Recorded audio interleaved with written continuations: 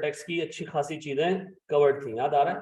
अच्छा, मैंने आपको बता दिया जी कि पीपी का टैक्स बेस क्या होता है, उसके tax written down value, income receivables, expense payables यानी प्रोविजंस, प्रीपेड्स और अनअर्न्स, चारों का टैक्स बेस जीरो होता है अगर कैश बेसिस के ऊपर जो है वो टैक्सेबिलिटी और डिडक्टेबिलिटी है, और उनका टैक्स बेस जो है वो कैरिंग अमाउंट के बराबर होता है अगर अक्रूवल बेसिस चल रही है। ऐसा आज हमने पढ़ना है 4 स्पेशल केसेस, ठीक है जी। आज हमने सिर्फ कॉन्सेप्ट्स कवर करने हैं, तो ध्यान दीजिएगा, मैं आराम आराम से चारों चीजों को कवर करूंगा।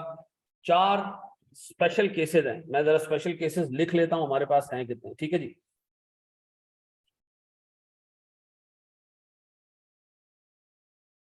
ये स्पेशल केसेस खत्म, डेफर्ड टैक्स खत्म, फिर हमने प्रैक्टिस करनी है इसकी, ठीक है जी। और ये स्पेशल केसेस को हमने क्या करना है, बार बार अप्लाई करना है, ठीक है जी। स्पेशल केसेस में हमारे पास है सर टैक्स लॉसेस, फिर हमारे पास है टैक्स क्रेडिट्स,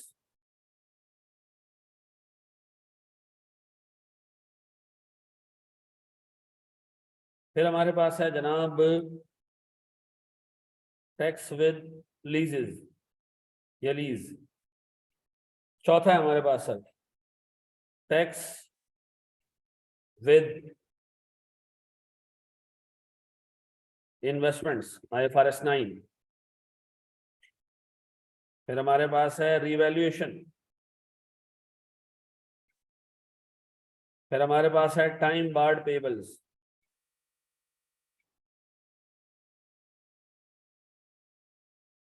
फिर हमारे पास है मिनिमम टैक्स, ठीक है जी। फिर हमारे पास है चेंज ऑफ रेट, ठीक है हैं?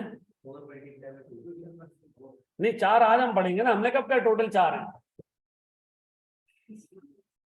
हमने ये कब कहा टोटल 4 है? अच्छा जी, अच्छा जनाब, तो 10 थे टोटल, मुझे याद नहीं आ रहा 2 और कौन से। देखो, चेंज ऑफ रेट हो गया हमारे पास, टाइम बार्ड पेबल्स हो गया है, ठीक है जी। चेंज इन रेट आ गया हमारे पास सर IAS 41 के साथ, बायोलॉजिकल एसेट्स के साथ डेफर्ड टैक्स। 10वां हमारे पास सर वो क्या है सर? नहीं नहीं, मैं मुझे रिकॉल करने दो, रिकॉल करने दो।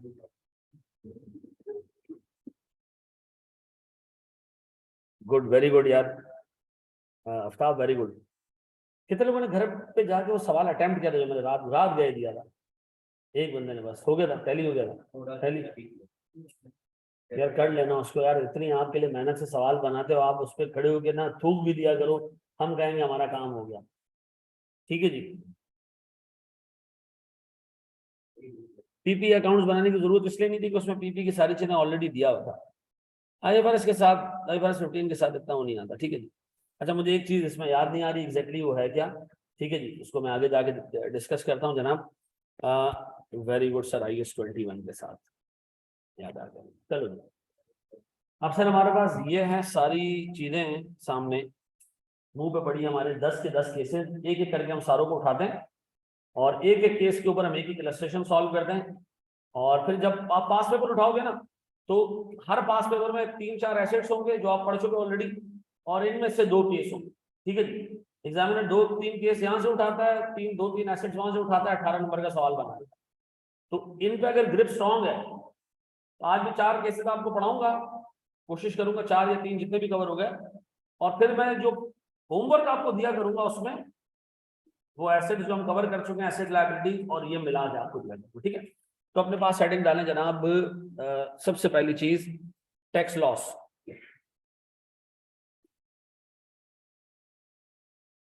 ठीक है जी। बोर्ड पे देखिएगा दोस्त, टैक्स लॉस को मैं कवर करने जा रहा हूँ। मुझे एक बात बताएं सर, एक गिवन ईयर में कंपनी का पहला साल है, कंपनी का फर्स्ट ईयर, सीधा सीधा, ठीक। कंपनी ने एक पीपी खरीदा 1 लाख रुपए का, ठीक है जी। अकाउंटिंग और टैक्स, अकाउंटिंग वाले ने इस पर डेप्रिसिएशन बुक किया 25,000 रुपए का या 20,000 रुपए का, टैक्स वाले ने डेप्रिसिएशन बुक किया 25,000 का। सर मेरे पास कैरिंग अमाउंट कितना? 75 टैक्स बेस, सॉरी 80 और टैक्स बेस पक्का।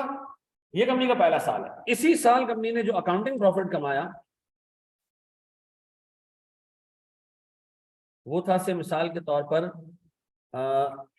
2,000 रुपए का। कितने का? सिर्फ 2,000 रुपए का प्रॉफिट, पहला साल अकाउंटिंग प्रॉफिट सिर्फ 2,000। अब बताओ कोई चीज एडलेस करनी है इसमें? हाँ सर, एड बैक करते हैं इसके अंदर हम। क्या चीज? Accounting depreciation. कितने का? 20,000 रुपए का। लेस करते हैं हम क्या चीज? कितना जी? 25,000 रुपए का। क्या आ गया हमारे पास? 3,000 का लॉस आ गया। अब हम भागते दौड़ते गए एफबीआर के पास। हमने कहा एफबीआर ये लॉस आया, गेन आता तो तुझे टैक्स देता हूं मैं। मनुष्य लॉस आया, मुझे पैसे दे। एफबीआर ने बोला ये लो भाई, जेब से पैसे निकाले दे दिए। अगर ऐसा है तो इसका मतलब है इस मुल्क में करंट टैक्स एसेट कैश में रिसीव हो सकता है। बहुत सारे मुल्क ऐसे हैं जहां आपको जैसे ही लॉस आता है आपको रेगुलेटर उसी वक्त 30% 40% जो रेट होता है दे भी देता है। ठीक है जी, दे देता है इमीडिएटली। लेकिन सर हमारे यहाँ पर ऐसा नहीं है। पाकिस्तान की जो टैक्स अथॉरिटीज है उसमें चक्कर नहीं है। लॉस आया वो आपको पता है क्या कहेगा?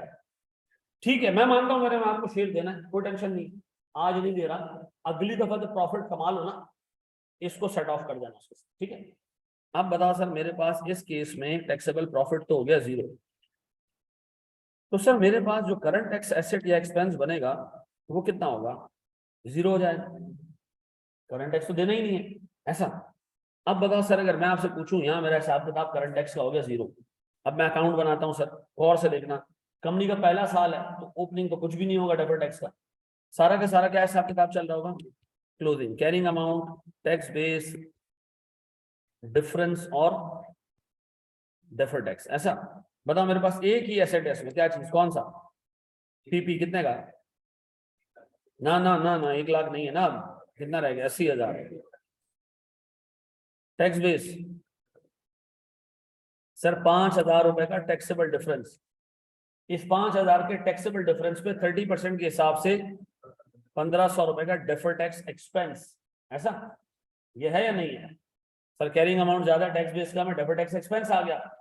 अब बताओ मैं अगर आपसे पूछूं टैक्स ऑन अकाउंटिंग प्रॉफिट, आप कहोगे जी 2,000 रुपए का अकाउंटिंग प्रॉफिट है, मल्टीप्लाई बाय 30% इज 600। लेकिन करंट टैक्स एक्सपेंस मेरे पास कुछ भी नहीं है और आप कह रहे हैं डेफर टैक्स एक्सपेंस है कितने का? 1,500। तो ये तो बेड़ा गर्क हो गया, रिकंसिलिंग तो हो नहीं रही है। हाँ ना ना ना, आप सुनो अच्छे तरीके से सुनो। जब मुझे लॉस हुआ ना तो मुझे एक आसरा हो गया कि अगली दफा जब मैं टैक्स कमाऊंगा, सिर्फ प्रॉफिट कमाऊंगा, तो मुझे टैक्स नहीं देना पड़ेगा। ऐसा इकोनॉमिक बेनिफिट्स हैं इसके अंदर। इस लॉस के इकोनॉमिक बेनिफिट्स हैं। हाँ है, कैसे? आगे जाके टैक्स सेव करवाएगा। तो स्टैंडर्ड कहता है भैया आप इस पे करंट टैक्स बुक कर लो। मैं कहता हूँ जी एफबीआर रिफंड नहीं दे रहा। वो कहता फिर आप एक काम करो उस पर डेफर्ड टैक्स एसेट बुक कर लो और लॉसेस को क्या ट्रीट करो? As deductible difference. क्या ट्रीट करो? यानी मैं यहाँ लिखूं सर अनएडजस्टेड लॉसेस। कितने का जी?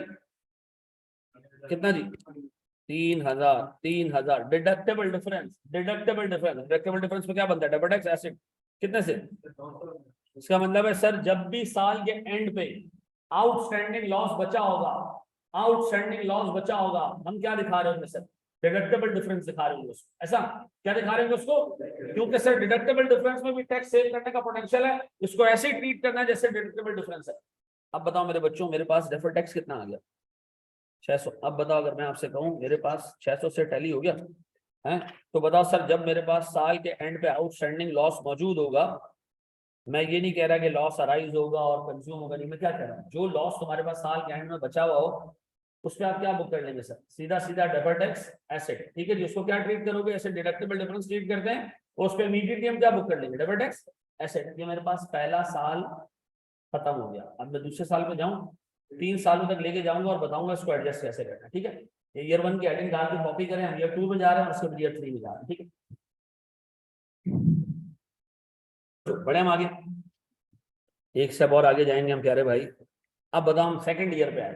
ठीक है, जब हम सेकंड ईयर पे आए ना तो कंपनी का थोड़ा सा अच्छा हाल है। ठीक है, कंपनी ने अकाउंटिंग प्रॉफिट दिखाया है 7,000 का। कितने का? 7,000 का, ठीक है जी। और इस साल भी अकाउंटिंग डेप्रिसिएशन है 20,000 का, ठीक है जी। और टैक्स डेप्रिसिएशन है कितने का? अब हमारा प्रॉफिट है कितने का? 2,000 का। टैक्सेबल प्रॉफिट आ गया कितने का? 2,000 का। अब हम 2,000 पे टैक्स देने जा रहे थे, हमें याद आया रुक भाई रुक, जो पुराना लॉस पड़ा है उसको क्या कर दो, एडजस्ट कर दो। तो बताओ मेरे पास अनएडजस्टेड लॉसेज हैं कितने की? 3,000 रुपए के लॉसेज है रिवेंशियो। 3,000 रुपए के लॉसेस थे जिसको आपने कैरी फॉरवर्ड किया था। अब बताओ 600 उस पर टैक्स सेविंग्स थी, फिर जीरो हो गई। अभी भी मेरे पास सर 1,000 रुपए का ऐसा लॉस बच गया जो मजीद कैरी फॉरवर्ड हो सकता है, ऐसा। तो बताओ इस साल का भी करंट टैक्स क्या चीज? जीरो, ऐसा। अब बताओ अगर इस साल का भी करंट टैक्स जीरो, तो अब हमारे पास लास्ट ईयर भी मौजूद है, करंट ईयर भी मौजूद है।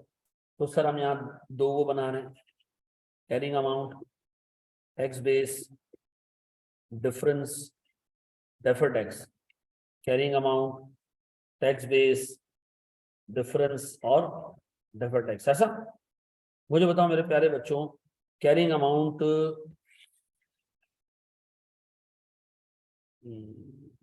चलो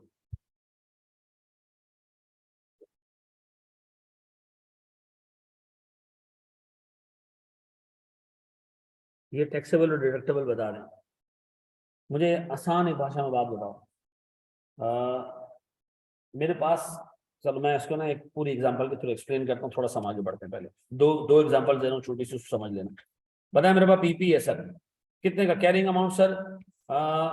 ये है मेरे पास सर ओपनिंग, ये है मेरे पास करंट, ऐसा। ओपनिंग 80 था, ये 75 था, डिफरेंस 5,000 का था, डेफर्ड टैक्स लायबिलिटी 1,500 की थी। अभी सर 60,000 रुपए रह गया कैरिंग अमाउंट, और 50 रह गया, डिफरेंस 10,000 का हो गया, डेफर्ड टैक्स 3,000 रुपए की आ गई, ऐसा। फिर सर मेरे पास लॉसेस थे डिडक्टेबल डिफरेंस की तरह 3,000, उस पर डेफर्ड टैक्स एस्टेट था कितने का? 900 रुपए का। अब ये कितने रह गया? 1,000। तो मेरे बच्चों इसमें मेरा सेविंग कितना रह जाएगा? 300। नेट करो कितना आ रहा है, और नेट करो कितना आ रहा है? 2700। अब मैं बना रहा हूं अकाउंट किसका? Deferred tax liability. ओपनिंग कितना, क्लोजिंग कितना? मेरे बच्चों मुझे बताओ, मेरे पास डेफर्ड टैक्स एक्सपेंस कितने का? कितना? 2,100, ऐसा। सही किया मैंने? अब बताओ मेरे बच्चों, मेरे पास टैक्स ऑन अकाउंटिंग प्रॉफिट, टीओएपी, तो 7,000 इंटू कितना? करंट टैक्स एक्सपेंस नील, डेफर्ड टैक्स एक्सपेंस। क्या ये मामला बराबर है? ऐसा है। कितने साल हो गए? 2 साल हो गए। इस साल हमारे लॉस में कमी आई, जीरो नहीं हुई। अब तीसरे साल में जाएंगे, इस लॉस को क्या करेंगे? जीरो कर देंगे, पूरा कर देंगे, ठीक है जी। शाबाश। और अभी मैं जरा टैक्सेबल डिडक्टेबल को मजीद एक्सप्लेन कर देता हूँ, बच्चा कह रहा है जरा और एक्सप्लेन कर दें। तो एग्जामिनर इसका मतलब 50% ट्रांजैक्शन वही रिपीटेडली पूछे जा रहा है, 50 सारी ट्रांजैक्शन रिपीटेडली पूछी जा रहा है। डेफर्ड टैक्स के सवाल में कोई चीज नई नहीं होती, तर्ज नया होता खाली, ठीक है ना? हाँ हाँ, क्यों? हाँ हाँ, आज तक बोला सवाल ऐसे ही बना था ना यार। देखो जो बंदा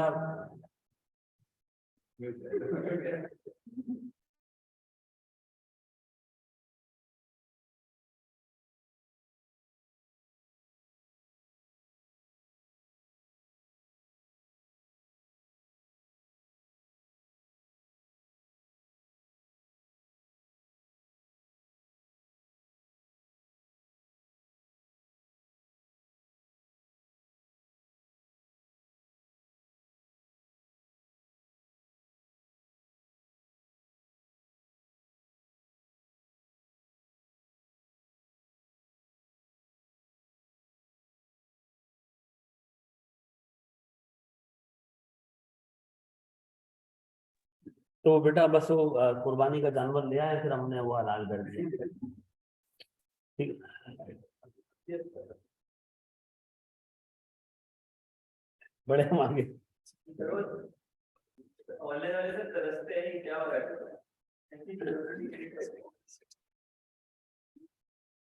इस्लाम नहीं, असल में मैं वो बता रहा था कि इस दफा मैं बकरा लेकर आया था ना, तो उसका एक सींग टूटा हुआ था। भारत में कहीं और से हैं? नहीं, बरामद कहीं और से।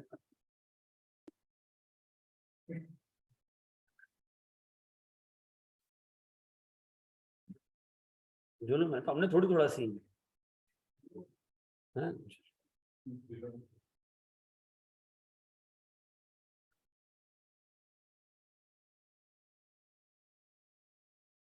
एक बंदा मुझे मिला इस पे बकरों की मार्केट में, टेडी बकरा ढूंढ रहा था। मैंने कहा टेडी बकरा किसके लिए ढूंढ रहा है, तेरे तो खानदान ही नहीं है इधर, तू इधर क्या कर रहा है?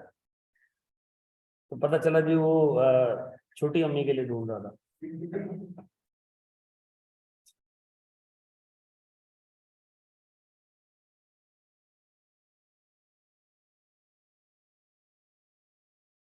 बड़े हम आगे दोस्त।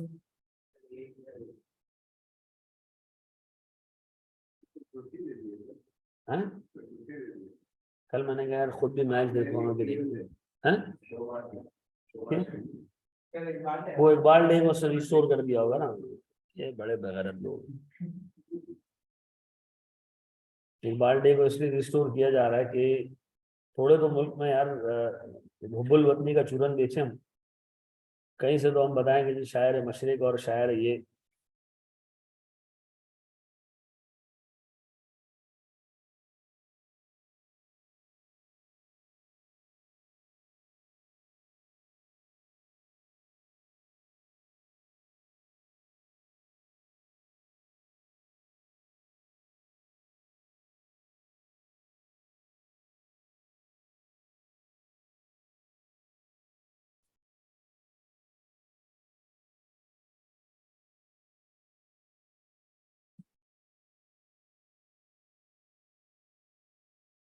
उस शायर ने मेहनत करने को कहा यार हम छुट्टी कर रहे हैं।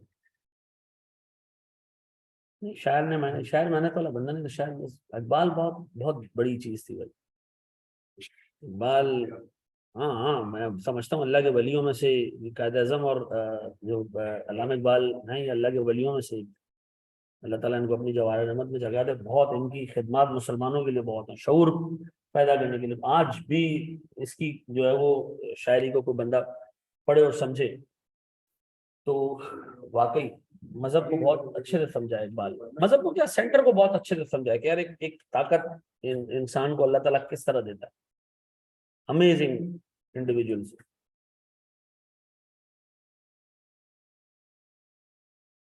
जी जनाब, बड़े हमारे दोस्त। अब वो तीसरा साल आया, तीसरे साल में हमने माशाल्लाह मंड के कमाया। क्या किया हमने? अकाउंटिंग प्रॉफिट हो गया हमें कोई 50-60 हज़ार रुपए। अब अगेन वही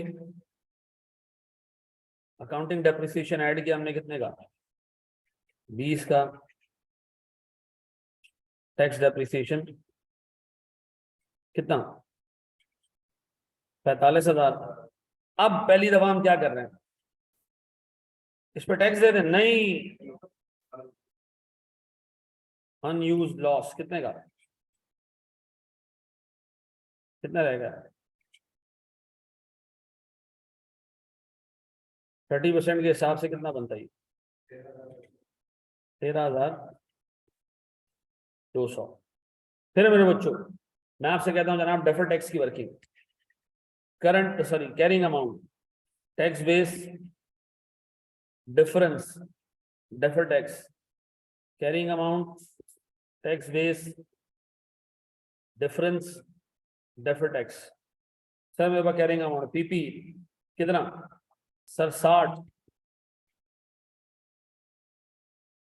50, difference 10,000, defer tax 3,000, carrying amount 20 और कम हो गया 40, टैक्स बेस,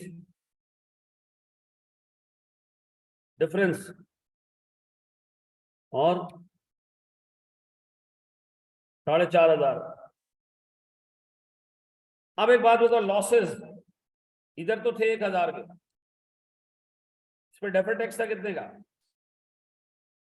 इधर 0 हो गया, सारे यूटिलाइज हो गए ना, अब तो 0 हो गया। इधर कौन सा लॉस आएगा, अनयूटिलाइज या यूटिलाइज, अनयूटिलाइज, जो बाकी बचा हुआ, ठीक है जी, डेफर्ड टैक्स उसमें बुक होता है।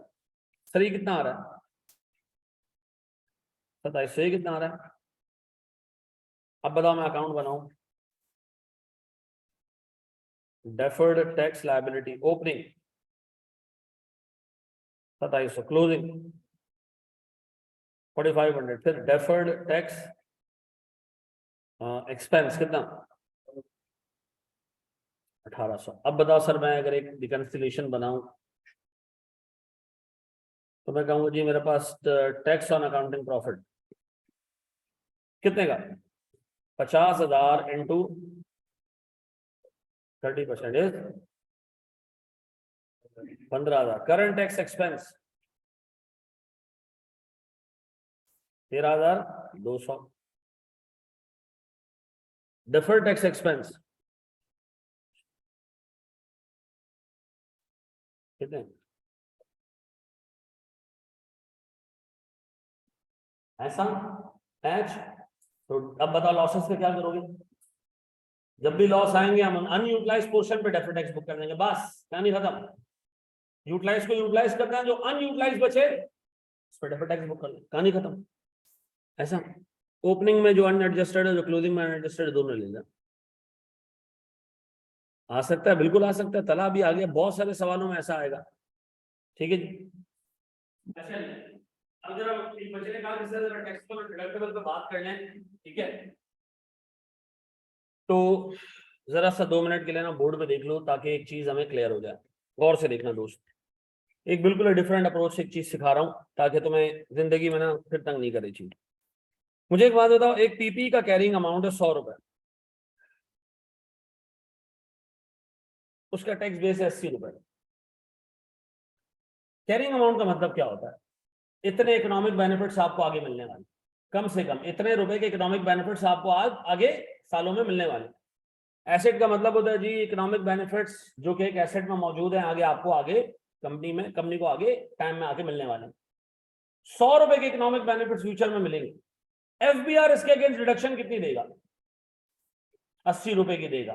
तो 20 रुपए के इकोनॉमिक बेनिफिट्स ऐसे हैं जो आगे मिलेंगे और हमें इस पर टैक्स देना पड़ेगा। ऐसा 20 रुपए के इकोनॉमिक बेनिफिट्स ऐसे हैं जो आगे मिलेंगे और हमें इस पर क्या देना पड़ेगा, टैक्स देना पड़ेगा। तो सर इस टैक्स के ऊपर हम, या इस 20 रुपए के ऊपर जो इकोनॉमिक बेनिफिट्स ऑलरेडी मेरी बैलेंस शीट पे मौजूद है, इसके अगेंस्ट हम ऑलरेडी टैक्स बुक कर ले, कितने का, 6 रुपए का। ये क्या है सर, मेरी डेफर्ड टैक्स लायबिलिटी जो मैंने आगे जाके देनी है। ऐसा तो याद रखिएगा, जितने भी एसेट्स हैं उनका कैरिंग अमाउंट ज्यादा हुआ, टैक्स बेस छोटा हुआ, तो उसका मतलब है कैरिंग अमाउंट के बराबर इकोनॉमिक बेनिफिट्स फ्यूचर में मिलेंगे, और टैक्स बेस का मतलब है इतने की डिडक्शन एफबीआर फ्यूचर में अलाउ करेगा। और इन दोनों का डिफरेंस सर, आपके पास वो इकोनॉमिक बेनिफिट्स बचेंगे जिस पे हमने फ्यूचर में टैक्स देना है, तो हम उस पर क्या बुक कर लें, डेफर्ड टैक्स बुक कर लें। अब आओ जरा बात करो लायबिलिटी की। लायबिलिटी का मतलब है जी 100 रुपए की मेरी कैरिंग अमाउंट है सर, 100 रुपए की मेरी कैरिंग अमाउंट है, ये मैंने फ्यूचर में पे करना है सर। ऐसा ये फ्यूचर पोटेंशियल आउटफ्लो है। ऐसा अच्छा, एफबीआर कह रहा है जी मैं इसके अगेंस्ट 80 रुपए की, मेरे हिसाब से इसका टैक्स बेस 80 रुपए। इसका मतलब ये सर, आने वाले दिनों में 20 रुपए का ऐसा आउटफ्लो होगा जिसके अगेंस्ट मुझे टैक्स सेविंग्स मिलेंगी, जिसके अगेंस्ट मुझे क्या मिलेगी, टैक्स सेविंग्स मिलेंगी। अब देखो लायबिलिटी का टैक्स बेस ये होता है कि मिसाल के तौर पर 100 रुपए का अमाउंट है, कैरिंग अमाउंट है लायबिलिटी का, ठीक है। मैंने फ्यूचर में सर जब लायबिलिटी स्टडी करने जाना है ना, तो एफबीआर 80 रुपए तक की डिडक्शन नहीं देगा, मतलब 80 रुपए को डिडक्टेबल ट्रीट नहीं करेगा, क्योंकि 80 रुपए के साथ 80 रुपए का ऐसा अमाउंट है जिसका एफबीआर भी लायबिलिटी तस्लीम करता है, यानी एफबीआर ने इसके अगेंस्ट हमें डिडक्शन दे दी है। जो बाकी 20 रुपए का अमाउंट है उसके अगेंस्ट एफबीआर ने डिडक्शन नहीं दी। मुझे बताओ एफबीआर ने जब 80 रुपए की एंट्री पास की होगी, क्या पास की होगी, एक्सपेंस डेबिट पेबल क्रेडिट। हमने कितने से पास की, 100 से। एफबीआर ने कितने से पास की? इसका मतलब है 100 रुपए मैं आगे पे करूंगा, मुझे एफबीआर डिडक्शन देगा, जिसमें से 80 रुपए की डिडक्शन एफबीआर अभी दे चुका है। बाकी 20 रुपए की डिडक्शन कब देगा वो? आगे जाके देगा। आगे जाके देगा तो मुझे क्या होगा? टैक्स सेव होगा। तो मुझे बताओ जो पोटेंशियल टैक्स सेविंग है उसमें मैं क्या बुक कर लूं? Deferred tax asset. ऐसा दोबारा सुन लो, देखो 100 रुपए मैंने आगे जाके पे करना है, 100 रुपए का मैंने एक्सपेंस बुक कर लिया, एक्सपेंस डेबिट और पेबल क्रेडिट। एफबीआर ने कितने का एक्सपेंस बुक किया? 80 का। तो इसका मतलब है 100 रुपए में से 80 रुपए एफबीआर ने अलाउ कर दिए। सर बाकी 20 रुपए एफबीआर कब अलाउ करेगा? तो इसका मतलब एक टैक्स डिडक्टेबल अमाउंट है, डिडक्शन आगे जाके मिलेगी। डिडक्शन मिलेगी तो मुझे इस पे क्या बुक करना चाहिए? Debit tax asset. अब इसका मतलब है सर एसेट का कैरिंग अमाउंट जब भी ज्यादा होगा मेरे लिए वो टैक्सेबल डिफरेंस होगा, उस पर डेबिट टैक्स लायबिलिटी बुक होगी। और लायबिलिटी का कैरिंग अमाउंट जब भी ज्यादा होगा उस पर against sir debit tax asset बढ़ेगा। ऐसा ये बात भेजे में बैठती है। एक बच्चे ने जो पूछा वो क्लियर हो गया? बड़े हम आगे दोस्त हम बोला ये मेरे बच्चों, मैंने आपको लॉसेस क्लियर कर दिया। अब मैं आपको एक सवाल दे रहा हूँ सर जिसमें लॉसेस के साथ चीजें डालू, ठीक है? ये एक छोटी सी चीज हम और पहले डिस्कस कर ले, फिर वो साथ ही डाल दें। सर अपने पास हेडिंग डालो टाइम बार्ड पेबल्स। कौन सा?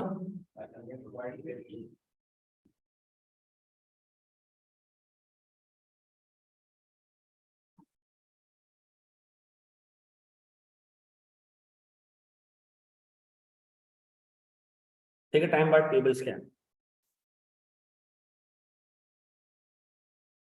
मुझे एक चीज ये बताओ सर, मैंने एक सेल्स की, एफबीआर का टैक्स काटेगा अक्रूवल बेसिस पे, कैश बेसिस पे?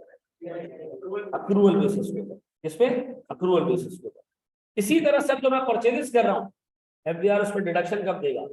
अक्रूवल बेसिस पे। सेल्स और परचेजेस का अक्रूवल बेसिस पे जो है वो टैक्सेबिलिटी और डिडक्टेबिलिटी।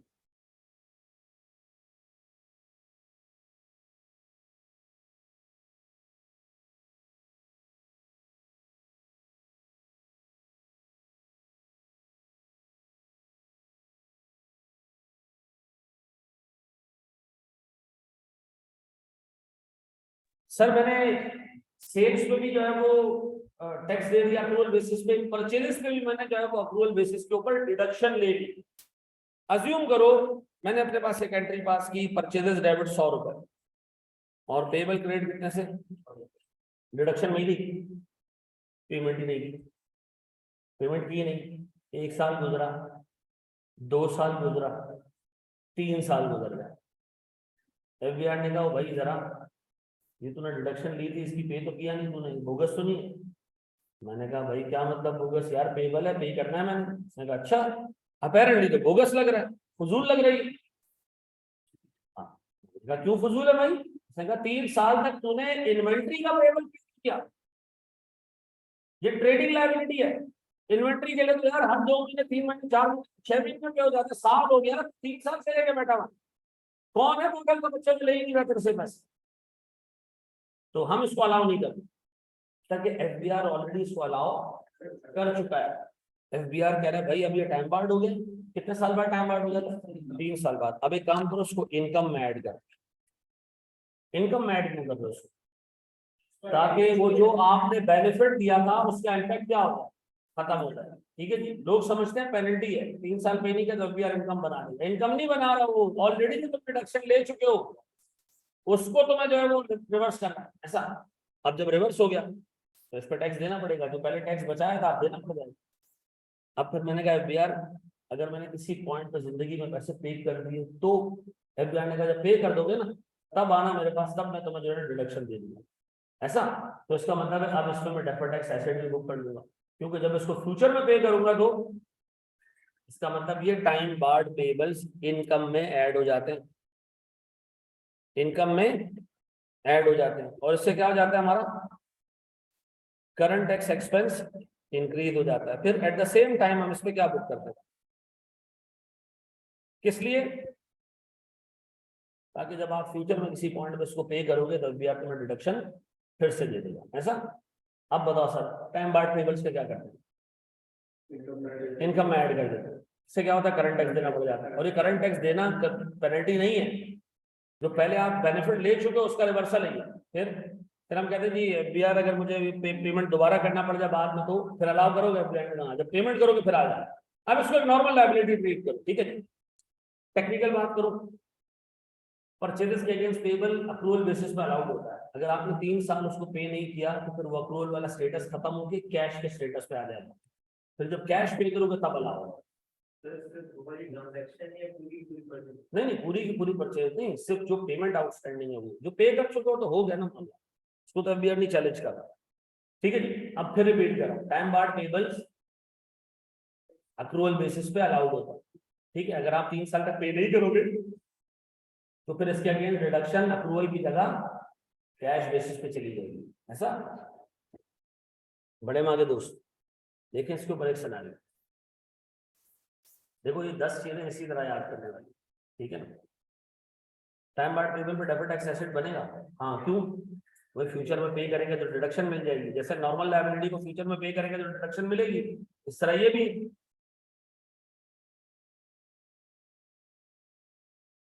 बड़े आगे हम दोस्त, बड़े हैं। चलो हो गया। ये इतना बड़ा रजिस्टर लेके कैसे जाता है? इतना बड़ा है ना? बैग इसमें डालता है ना? जी मेरा बच्चा बोलो सर।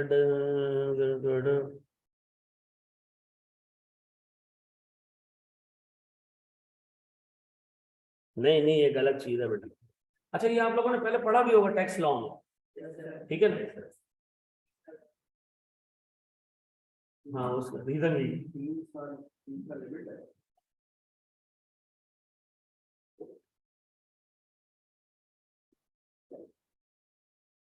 पास हुआ अभी अभी। बिजनेस लॉ में टाइम बार्ड अलग चीज है।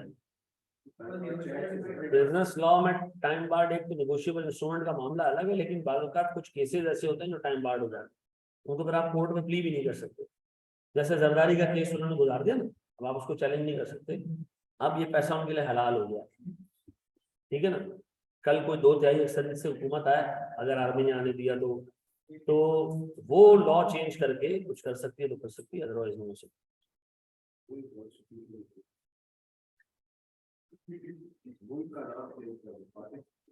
चलो अब आ गया मेरा एक सवाल है सर, आप गौर सुनना दोस्त प्यारे भाई। मेरा अकाउंटिंग प्रॉफिट है 2 लाख रुपए का, ठीक है जी। ये सवाल है इसका, सर मेरा पीपी का बैलेंस है opening 1 lakh, closing 1.5 lakh, acquisition 2.5 lakh, disposal 1 lakh और डेप्रिसिएशन कितना? 1 लाख, ठीक है। इसी तरह हमारे पास इसका टैक्स बेस भी है, ओपनिंग 80,000, एक्विजिशन 2.5 लाख,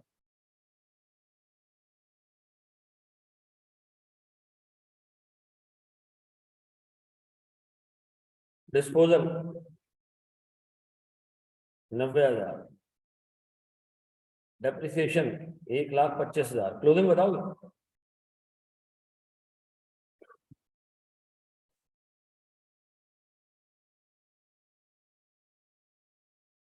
जी, एक 1,15 ऐसा। फिर during the year payables became time barred ₹40,000, कितने? 40,000। फिर ब्रॉड फॉरवर्ड लॉसेस 25,000। सर मुझे टैक्स रिकंसिलेशन चाहिए, अज्यूमिंग के टैक्स रेट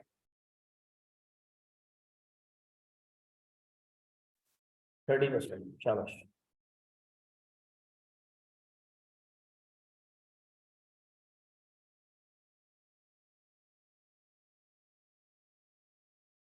जी मैं कराऊं, कितनी आ रही है debit tax income? Debit tax 0 आ रहा है। हाँ बिल्कुल सही।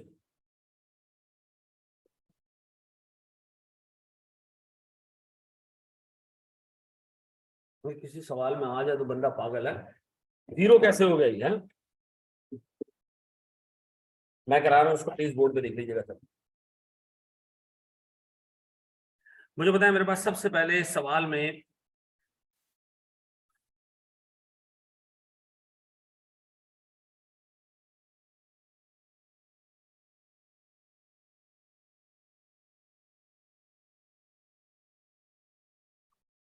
कितने रुपए का अकाउंटिंग प्रॉफिट है सर? 2 लाख रुपए। फिर मेरे बच्चों मेरे पास कुछ चीजें ऐड हो रही है और कुछ चीजें लेस हो रही है। सबसे पहले सर मेरे पास अकाउंटिंग डेप्रिसिएशन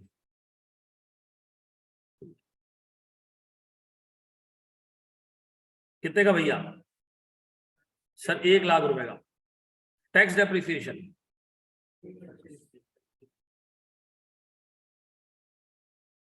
मैं अकाउंट नहीं बना रहा, अकाउंट बना हुआ ऐसे में नहीं बना रहा, ठीक है।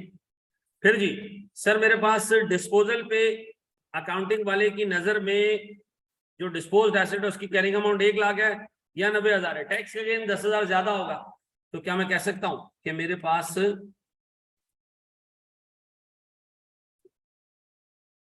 एक्सेस टैक्स गेन कितने का? 10,000 रुपए का। फिर सर मेरे पास अच्छा पीपी से रिलेटेड और कुछ नहीं है। अब एक काम करो उधर, यहाँ डेफर्ड टैक्स का हिसाब किताब भी देख लो। सर मेरे पास carrying amount, tax base, difference, deferred tax, same यही कॉलम रिपीट। फिर सर मेरे पास पीपी ओपनिंग कितना था? 1 लाख।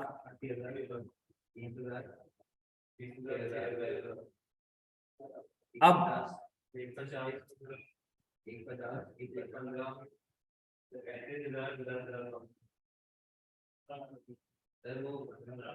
जी ये ले बेटा सबर अली।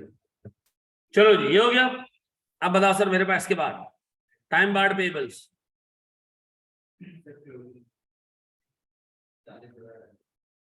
40,000।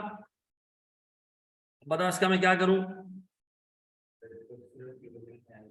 सिर्फ क्लोजिंग, ओपनिंग में तो था ही नहीं। कितना क्लोजिंग?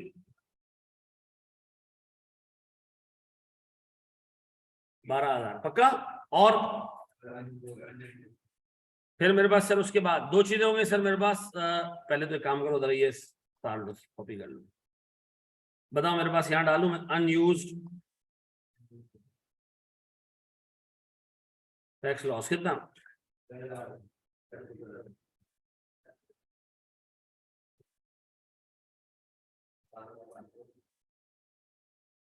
और यहां कुछ भी नहीं ऐसा। अब मुझे एक बात बताओ प्यारे बच्चों,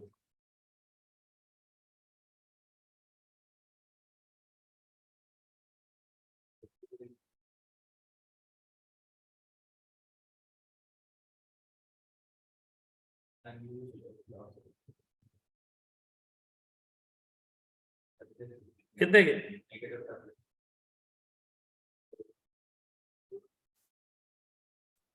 ओपनिंग में था, क्लोजिंग में खत्म।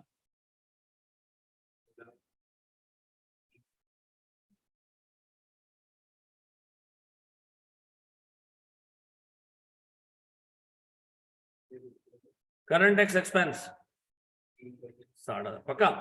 सर इधर डेफर्ड टैक्स 1500 नेगेटिव, इधर भी 1500 नेगेटिव। तो सर ओपनिंग और क्लोजिंग बराबर, तो डेफर्ड टैक्स 0। अगर आपसे कहूं सर मेरे पास टैक्स ऑन अकाउंटिंग प्रॉफिट कितना? 1 लाख, 2 लाख मल्टीप्लाई 0.3। फिर करंट टैक्स एक्सपेंस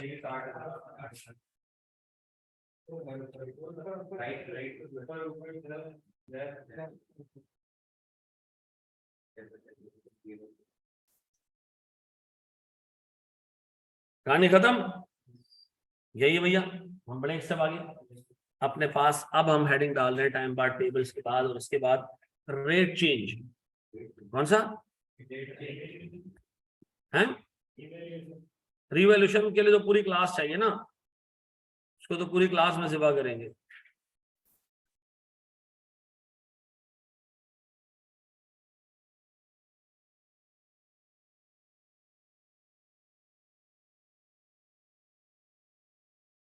देखो मैं बार बार रिपीट कर रहा हूँ, आज की क्लास के एंड पे जो होमवर्क मिलेगा अगर वो नहीं करोगे ना, मामला खराब होता जाएगा, क्योंकि कॉन्सेप्ट जमा होते जाएंगे और आप इनको प्रैक्टिस नहीं करोगे, आप लोगों की जो है ना वो बेटा मुश्किलात में इजाफा हो जाएगा। ठीक है जी, अच्छे अल्फाजों में समझा रहा हूँ,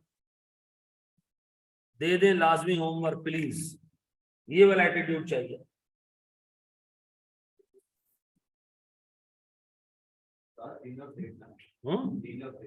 चेंज ऑफ रेट,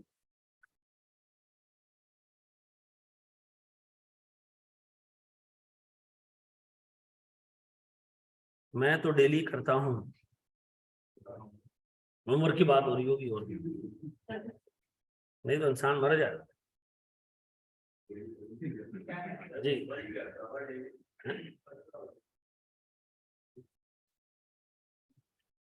मुझे क्या देख रहा है इससे, जो होमवर्क रोज करता है पास हो जाता है।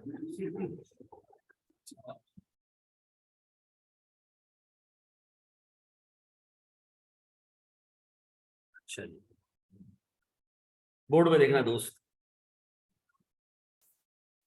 आप सबको मैं एक चीज रिकमेंड करूंगा कि एक वक्त है और एक एफर्ट है तुम्हारी, ठीक है? यानी एफर्ट लगाने की विलिंगनेस, शुरू में वक्त बहुत है, विलिंगनेस नहीं है, बाद में आपकी विलिंगनेस होती है, वक्त नहीं रहता, और फिर उसके बाद चीजें ना टर्न अराउंड नहीं होती। ये दोनों चीजें जिस बैच में तुम्हारी साथ होंगी ना, तब रिजल्ट आएगा। और मैं देखो तुमसे ज्यादा आसानी से डिस्ट्रैक्ट होने वाला इंसान, ऑनेस्टली मैं आपको बता रहा हूँ, हमने बड़ी यहाँ बाशतबाजियां करते हैं, कि मैं बहुत जल्दी डिस्ट्रैक्ट हो जाता हूँ। किससे? अभी यहाँ बैठे ना, ये वो खोला और यूट्यूब का पहला वीडियो देखा, पहला यूट्यूब शॉर्ट देखा, उसके बाद निकल जाए कोई इससे, किसी के बाप में हिम्मत हो, वीडियो पे वीडियो चल रही थी, वीडियो पे वीडियो 50 वीडियो पूरी होती है, बाहर निकलता हूँ तो यार मैं पता नहीं कब घुसा था इसमें, इतना इजीली मैं डिस्ट्रैक्ट होता हूँ। लेकिन मैं जब ये ताया कर लेता हूँ ना कि मैंने अभी बैठ के सवाल बनाना है या काम करना है, मैं सारी सोर्सेज ऑफ डिस्ट्रैक्शंस को ना दूर कर देता हूँ। और मेरी सबसे बड़ी सोर्स ऑफ डिस्ट्रैक्शन मेरे बच्चे, मैं उनको भी मना करता हूँ, अभी नहीं आओ भाई काम कर रहा हूँ, क्योंकि मैं समझता हूँ यार इनके लिए मैं कर रहा हूँ। तुम लोग को मैं देखता हूँ यार, तुम लोग कोई सोर्स ऑफ काम आगे आ जाए ना, दूर दूर हो जा बेटा, करना ही नहीं है काम। ठीक है जी, लेकिन मैं एक बात बताऊं, तुम सब में अल्लाह ताला ने ना बहुत अच्छा पोटेंशियल रखा है। मैं तुम लोगों को पढ़ाता हूँ, मुझे फील होता है, मैं तुम्हारे जैसा स्टूडेंट नहीं था, मेरा इतना तेज आईक्यू नहीं था कि मुझे चीज समझ आ जाए, मुझे समझने में वक्त लगता था। ठीक है ना? और तुम्हारे और मेरी एफर्ट में फर्क बहुत है, तुम कम एफर्ट भी लगाओगे ना रिजल्ट निकाल दोगे, मुझे बहुत एफर्ट लगानी पड़ती, मेरी लिमिटेशंस थी बहुत सारी। ठीक है ना? लेकिन आपको मैं देखता हूँ आप में से अच्छे खासे बच्चे ऐसे हैं जिनको सिर्फ डिटरमिन होकर मेहनत करनी है, बस रीजनेबल टाइम है, आराम से पास हो जाओ। ठीक है? मोबाइल यूज करते हैं बुक्स आगे रूम में रख के, तो खाली मोबाइल तो बहुत छोटी चीज है, आपके पास पैसा आएगा, डिस्ट्रैक्शन भी बहुत सारी आ जाएंगी, मतलब सोर्स ऑफ डिस्ट्रैक्शन ज्यादा हो। काम करो, यहाँ देखो,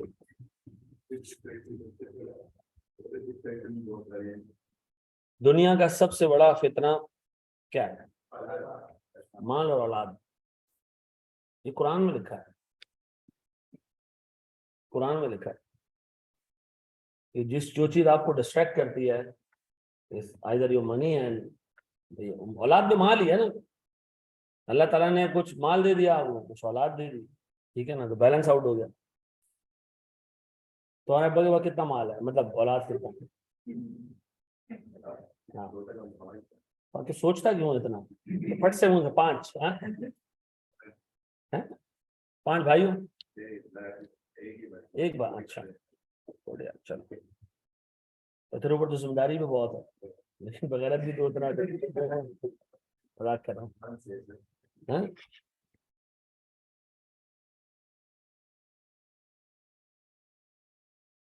मैं ये बोलना चाह रहा हूँ कि उजाज बिन यूसुफ के वाकया मैंने अभी सुबह क्लास में सुनाया था बच्चों को। मैंने कहा था कि उजाज बिन यूसुफ एक बंदा था, एक जालिम बादशाह था, ठीक है, मुसलमानों का एक ऐसा किंग गुजरा जो बहुत जालिम है, ठीक है, साहबा को जो है वो शहीद करवाया, ठीक है। उस बंदे ने किया ये कि वो जब किंग था तो खाने काबे के पास गुजर रहा था, तो रोज देखता था एक बंदा जो है वो अल्लाह से दुआ मांग रहा है, अल्लाह मुझे आंखें दे दे मैं अंधा हूँ, या अल्लाह मुझे आंखें दे दे मैं अंधा हूँ। लोग बड़े सिंपति उससे वो करते थे कि यार ये बेचारा अंधा है और जिंदगी में उसको कुछ है ही नहीं यार, इसको तो अल्लाह आंखें दे, दुआएं करते थे लोग उसके लिए।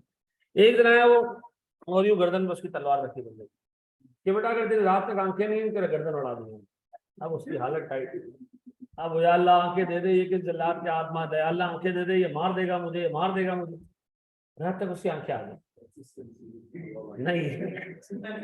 मसला ये कि इंटेंसिटी अलग थी। आपके और मेरे पढ़ने में पता फर्क क्या है। मुझे एक सपोर्ट थी, भाई कर्जा असना है आपके पास, the day you get fail ना खत्म हो जाएगा सब कुछ। मेरा ये मामला है। तो मेरी हालत टाइट होती थी कि यार अगर एक जगह भी लूज पड़ा ना, करियर नहीं पूरी जिंदगी जाएगी। ये चीज आप लोगों के साथ नहीं है। ये चीज हो ना, ऐसा गोली गोली सब पढ़ो तुम लोग, तुम्हारी सोच है। असल में मसला ये तुम्हारे माँ बाप बैठे पीछे, वो इतना बड़ा सोर्स ऑफ सपोर्ट है तुम्हारे लिए, और तुम लोग उसका प्रोडक्ट नेगेटिव है। ये किताब है, ये किताबें बेचने वाला बंदा ना वही, मैं इसके पास लाहौर गया तो उसने मुझे कहा मैं आपको होटल छोड़ देता हूँ। मैंने कहा अभी कोई पुरानी सी गाड़ी निकालेगा। मैंने कहा नहीं मैं चला जाऊंगा। कहता नहीं मैं आपको छोड़ दूँ। बंदे ने भाई जबरदस्त किस्म की प्राडो निकाली। मैं बैठा और मुझे बोलता आप सोच रहे होंगे मैं वो प्राडो कहाँ से आई। मैंने कहा नहीं, मैं ये नहीं सोच रहा आपके पास प्राडो कहाँ से, किताबों की इतनी बड़ी दुकान चला रहे, सेटअप चला रहे, तो कहता आप कौन सी गाड़ी चलाते हो। मैंने कहा यार मैं तो घर वालों की गाड़ी है, मैं तो मोटरसाइकिल पे घूमता हूँ। कहता यार नहीं यार। मैंने कहा हाँ। मैंने कहा यार बस आदत नहीं बनी है मुझे, मजा नहीं आता मुझे गाड़ी में बैठ के, मोटरसाइकिल पे यहाँ वहां जाने में आसानी रहती। तो उस बंदे ने मुझे एक बात बोली। मैंने उसको कहा यार आपने बच्चों को सीए क्यों नहीं कराया।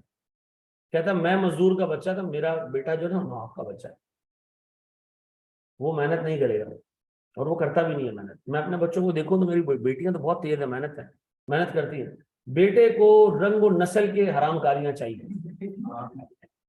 ठीक है ना। वो ऐसा कोई हुआ तुम मिले हो ना उससे,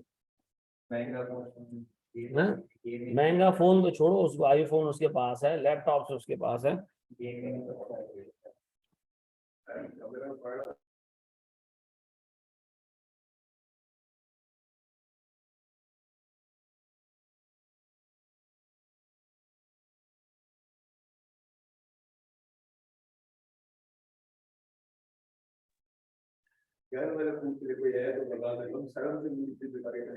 क्या चीज, बस आगे बढ़। नहीं लेकिन मैं ये कहता हूँ कि उनकी प्रायोरिटीज कुछ और है। वो स्कूल जाते हैं, उसके स्कूल में कॉन्वोकेशन था तो मैं 5 मिनट के लिए चला गया। तो मैं देखा भाई वो गया, वो लड़की से हक करके बाहर आ गया। मैंने कहा ओए ये तुम्हारी माँ लगती है ठीक है क्या तूने। कहता बाबा ये तो सब करते हैं यहाँ पे। अपनी बेगम को बोला, मैंने कहा उठा उसको स्कूल से, ये बाद में हाथ नहीं आएगा, ठीक है ना। उसको कोई परवाह ही नहीं है। हम पूरा सीए मैंने कर लिया, किसी लड़की से बात तक नहीं कर पाया। वो बात में अलग बात है कि ठीक है जी, बिगन हाउस में बिल्कुल। सर बोर्ड में देखिएगा change in tax rate. Sir मुझे एक बात बताया, मैंने अपने पास एक एंट्री पास की।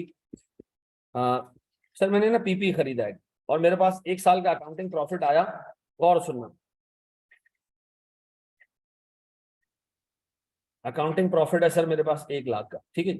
और सुनना, मैंने ना एक रेंट इनकम कमाया लेकिन रिसीव नहीं किया। क्या कमाया, रेंट इनकम कमाया, रिसीव नहीं किया। तो क्या किया मैंने, less rent not yet received. कितने से जी, से 10,000 रुपए से। तो सर मैंने कितने रुपए का प्रॉफिट वो किया सर, 90,000 रुपए के प्रॉफिट में मैंने पे कर दिया टैक्स, ठीक है जी। करंट टैक्स कितना पे किया मैंने, 30% के हिसाब से 27,000 रुपए, ऐसा। एट द सेम टाइम मेरे पास सर डेफर्ड टैक्स एसेट आया, कितने का? Carrying amount, tax base, difference और डेफर्ड टैक्स। मेरे बच्चों, मैंने अपने पास एक एसेट बुक किया है जिसका क्या नाम है? Rent receivable. कैरिंग अमाउंट है इसका कितना? टैक्स बेस 0 इसलिए कि कैश बेसिस पर टैक्सेबल है। डिफरेंस कितने का? 10,000 का। डेफर्ड टैक्स कितना जी? 30% के हिसाब से 3,000। ये आ गया सर मेरे पास डेफर्ड टैक्स। ये क्लोजिंग डेफर्ड टैक्स है पहले साल का, क्लोजिंग डेफर्ड टैक्स है ना। पहले ओपनिंग क्यों भाई? साल का खत्म गोदाम है ना, साल की क्लोजिंग भाई है, ऐसा। तो बताएं सर, मैं साल के एंड पे रिकंसिलेशन बना रहा हूँ, मैं कह रहा हूँ जी टैक्स ऑन अकाउंटिंग प्रॉफिट कितने का जी? 1 लाख का 30% कितना? याद रखना मेरे बच्चों, जो एरिया कवर करने जा रहे हो, ये हर सवाल में, हर सवाल में मैंने हमेशा लास्ट ईयर का टैक्स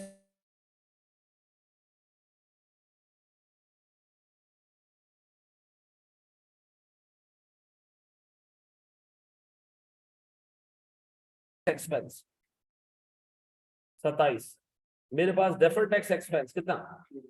3,000, ऐसा। ये पूरे होगा 30। अब एक बात बताओ सर, हम अब अगले साल पहुंचे ना, तो अगले साल एफबीआई ने टैक्स रेट रिवाइज कर दिया, अब टैक्स रेट है 40%। लेकिन सर मेरे पास एक इशू है, एक प्रॉब्लम है। मैंने last year deferred tax book किया था 30%।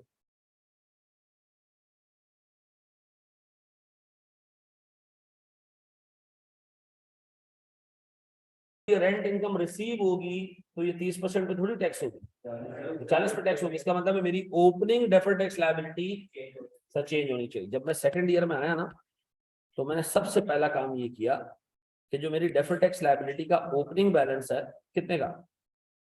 3,000 रुपए का। मैंने कहा ये 3,000 रुपए की ओपनिंग डेफर्ड टैक्स लायबिलिटी 30% पे है, मुझे इसको कितने पे लेके जाना है?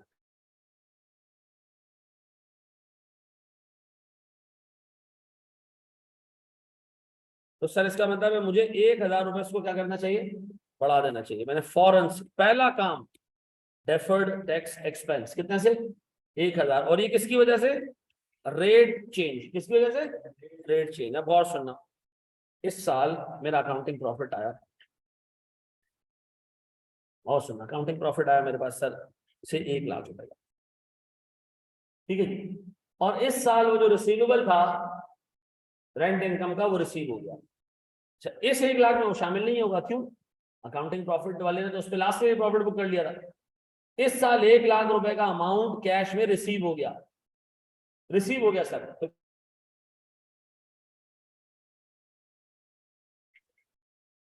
10,000, ये कितना हो गया जी? 1,10,000। इस पर मैंने 30% के हिसाब से करंट टैक्स पे किया, कितना? 40% पे कितना जी? 44। बोर्ड में देखिएगा जी, 44,000, ऐसा। अब मेरा एक सवाल है sir, deferred tax sir opening, carrying amount, tax base, difference, deferred tax. Carrying amount, tax base, difference और डेफर्ड टैक्स। मुझे बताओ, लास्ट ईयर मेरे पास था एक रेंट रिसीवेबल, कितने का था? टैक्स बेस 0 थी, डिफरेंस कितने का था? 10,000 रुपए का। और फिर मेरे पास बच्चों डेफर्ड टैक्स कितने से आया था? 3,000 से। अब क्या हुआ? खत्म, खत्म। इसलिए खत्म के रिसीव हो गया सर। अब बताएं,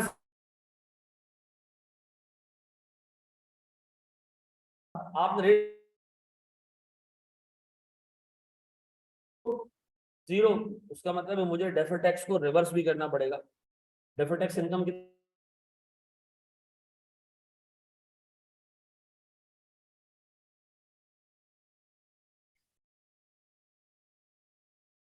नेट डेफर्ड टैक्स कितने का? 3,000 रुपए का। अब एक बात बताओ, tax on accounting profit, accounting profit इस दफा कितने का है? 1 लाख। करंट टैक्स रेट कितना है? कितना आ रहा है? करंट टैक्स एक्सपेंस कितना? 44,000। फिर डेफर्ड टैक्स इनकम कितने की? 3,000 ना।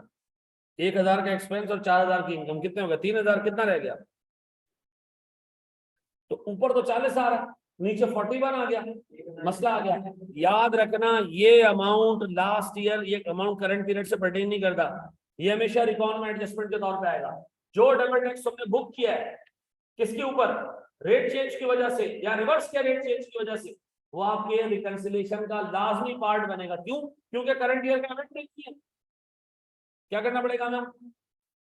सर 1000 रुपए से हमने डेबिट टैक्स एक्सपेंस बुक किया, एक्सपेंस बुक किया ना, तो यहाँ 1000 रुपए से टैक्स को बढ़ा दो, tax on change of rate. ऐसा अगर सर ये 30 से 25 पे चला जाता तो इनकम हो जाती, तो आप यहाँ से लेस कर दे। अब बताओ मैं क्या कह रहा हूँ, मैं कह रहा हूँ करंट पीरियड के जितने डिफरेंसेज हैं सब पे हमने current year debit tax book कर लिया। 1000 रुपए का डेबिट टैक्स एक्सपेंस इस साल ऐसा बुक हो रहा है जो करंट ईयर से परटेन नहीं करता। सर वो डेबिट टैक्स में तो आ गया, हमने ऊपर करंट टैक्स के ऊपर जो टैक्स ऑन अकाउंटिंग प्रॉफिट है वहां पर दिखाना है। याद रखना जिस साल रेट चेंज होगा आपकी रिकंसिलिएशन आउट हो जाएगी। आपको क्या करना पड़ेगा, उस रिकंसिलिएशन में ऊपर एडजस्टमेंट डालनी पड़ेगी। अब बताओ मेरे बच्चों, जब भी रेट चेंज होगा हम करेंगे क्या, ओपनिंग डेफर्ड टैक्स को एडजस्ट करेंगे। ठीक है जी, ओपनिंग डेफर्ड टैक्स को एडजस्ट करेंगे। इससे क्या होगा, या तो हमारा डेफर्ड टैक्स लायबिलिटी बढ़ेगी, एक्सपेंस बढ़ेगा, या डेफर्ड टैक्स कम हो जाएगा। जो भी होगा अकॉर्डिंगली आप रिकॉर्ड कर लेना, फिर आपसे डेफर्ड टैक्स क्लोजिंग बैलेंस निकाल लेना और जो बाकी का चार्ज है वो डाल देना। ठीक है जी, आपको पता चल जाएगा रेट चेंज की वजह से कितना डेफर्ड टैक्स चेंज हुआ और बाकी का डेफर्ड टैक्स कितना चेंज हुआ। ऐसा इन दोनों को आप नेट कर देना, या आपका डेफर्ड टैक्स एक्सपेंस बन जाएगा। और याद रखिएगा जब भी रेट चेंज होगा, रेट चेंज होने की वजह से डेफर्ड टैक्स में जितनी एडजस्टमेंट आएगी वो रिकॉर्ड में भी आएगी। ऐसा क्योंकि करंट पीरियड का इवेंट नहीं है। मैंने सर आज आपको 3 चीजें पढ़ाई हैं, मैं ज्यादा नहीं पढ़ा रहा मजीद, और मैं आज आपको 2 होमवर्क दूंगा। अल्लाह के वास्ते फॉर गॉड से किया तो अच्छे तरीके से अगर अपना अपने से ईमानदार, ठीक है, ये कॉपी करो है यार। देखो मसला ये मैं बता देता हूँ, मुझे कल MFA के सवाल बनाने में ठीक ठाक टाइम लगा, फिर आप लोगों का सवाल बनाने में ठीक ठाक टाइम लगा। मैं बैठ के खुद उसको टाइप करता हूँ, चीजें चेंज करता होता हूँ, गलती होती है उसके अंदर, फिर एडजस्ट करो। ठीक है जी, क्योंकि मैं नहीं चाहता कि मैं दूर बाद में बंदा कहे यार इसमें ये गलती है। होता है अक्सर सवाल दिया MFA का, उसमें एक बच्चे ने कहा आपने इन्फ्लेशन रेट नहीं लिया, ये दोबारा उसको सही करना पड़ता है। फिर कॉस्टिंग का एक सवाल बनाना पड़ता है, फिर FAR 1 का एक सवाल बनाना पड़ता है। ठीक है जी, एक एक सवाल को मैं 1.25 घंटा भी दे दूं तो मुझे घर में 5 घंटे आपके लिए बैठना पड़ता है। ठीक है जी, उसके बाद जाके सवाल बनते। ठीक है, मैं ये इसलिए कर रहा हूँ कि यार जो बंदा पढ़ रहा है ना, क्लास ले रहा है, उसको फायदा हो रहा है। अदरवाइज मैं आपको पढ़ा के चला जाऊँ ना, फायदा नहीं होगा जब तक आप उसको सारी चीजों को खुद से बैठ कर प्रैक्टिस करें। इस दफा मैंने तालिया किया कि बच्चे को मैं इतना वो दूंगा कि खुद काम करने की उसकी आदत बने, और अल्लाह की कसम तो अपने रिजल्ट में इतना बड़ा फर्क देखोगे तो तुम्हें पता चल जाएगा।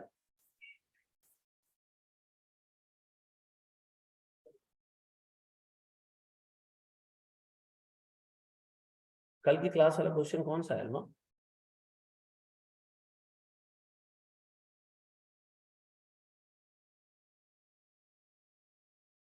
ये कॉपी कर लो, बस मैं ये तक रखा हूँ। ठीक है